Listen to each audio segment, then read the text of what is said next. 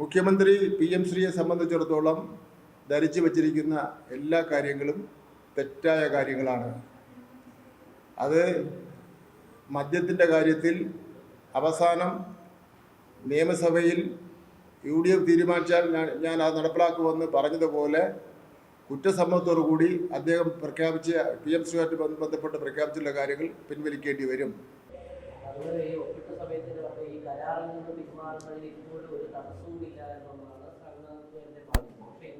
വിദ്യാഭ്യാസ മന്ത്രി പറഞ്ഞത് താങ്കളുടെ കാലത്ത് കേന്ദ്ര സർക്കാരുമായി ഒപ്പിട്ടത് പ്രകാരം ഇത് പിൻവലിക്കാൻ അധികാരം കേന്ദ്ര സർക്കാരാണ്.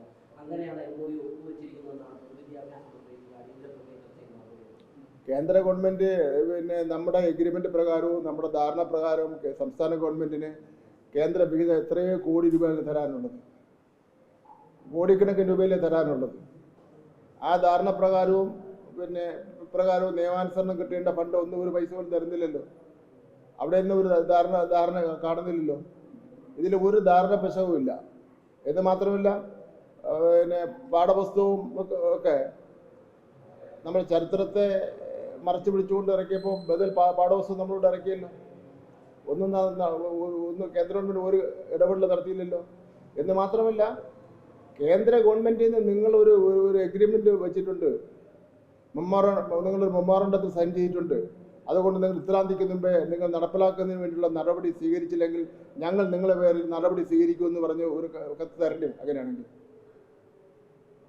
ബഹുമാനപ്പെട്ട മുഖ്യമന്ത്രി അത് പരിശോധിക്കാത്തത് തന്നിട്ടില്ല.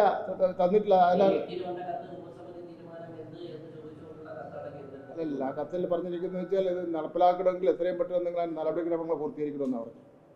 നമ്മൾ ഒരു നടപടിക്രമങ്ങൾ പൂർത്തീകരിച്ചിട്ടില്ല സുഹൃത്തെ. ഉപസമിതി കൂടിയില്ലല്ലോ.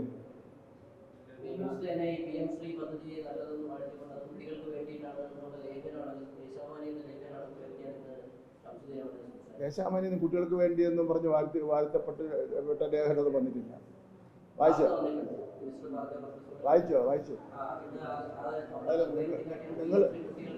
നിങ്ങൾ വായിച്ചോ?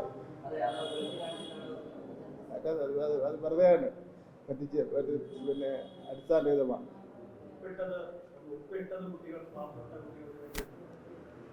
അതായത് ഒപ്പിട്ടതെന്ന് പറഞ്ഞാൽ SSKയിലെ ഏതാണ്ട് 2500 കോടിയോളം വരുന്ന രൂപ പാവപ്പെട്ട കുട്ടികൾക്ക് ഭക്ഷണത്തിൻ്റെയും അതുപോലെ വസ്ത്രത്തിൻ്റെയും SC/ST വിദ്യാർത്ഥികളുടെ മറ്റ് സൗകര്യങ്ങൾക്കൊക്കെ വേണ്ടി കാശ് തരുന്നില്ല. ആ പാവപ്പെട്ട കുട്ടികൾക്ക് വേണ്ടി ഈ PMCയിൽ ഒപ്പിട്ടാലേ കാശ് കിട്ടുമെന്നുള്ളൊരു നിലപാട് കേന്ദ്ര ഗവൺമെൻറ് സ്വീകരിച്ചപ്പോൾ ഈ കാശ് വാങ്ങാൻ വേണ്ടി ഒപ്പിട്ടെന്നുള്ള കാര്യം സത്യമാണ്.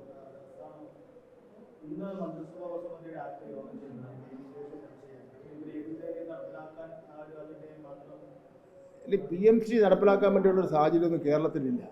265 സ്കൂളെന്ന് പറഞ്ഞാൽ അവിടെ ഒരു 85 ലക്ഷം മുതൽ 1 കോടി രൂപ വരെയാണ് അവിടെ തരുന്നത്.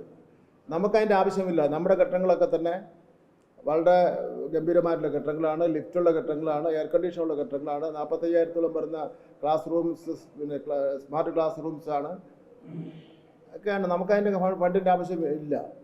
യഥാർത്ഥത്തിൽ ബഹുമാനപ്പെട്ട മുഖ്യമന്ത്രി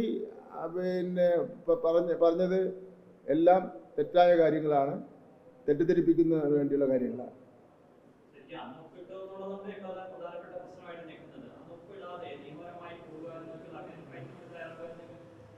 നിയമപരമായി പോയാൽ അന്നൊരു പ്രശ്നം ഉണ്ടായിരുന്നു. അത് ചില പ്രശ്നങ്ങൾ ഉണ്ടായിരുന്നു. നമ്മുടെ SSKയുടെ ഫണ്ട് കിട്ടുന്നതുമായിട്ട് ബന്ധപ്പെട്ടൊക്കെ ചില പ്രശ്നങ്ങളുണ്ടായിരുന്നു.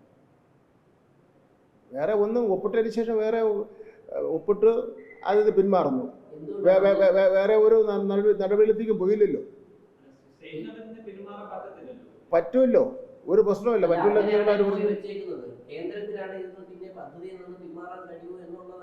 കേന്ദ്രത്തിന് ഇതുവരെ എത്ര മാസമായി ഇത് ഒപ്പിട്ടിട്ട്? കേന്ദ്ര ഗവൺമെന്റ് ഒരു പേപ്പർ അയച്ചിട്ടുണ്ടോ നിങ്ങൾക്ക്?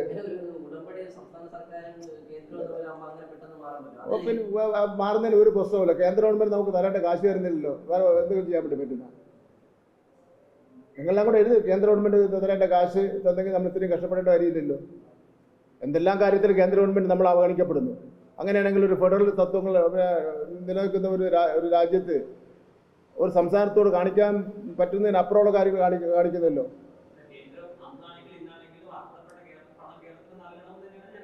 അതെ അതെ, അതിപ്പോൾ തരുന്നില്ല.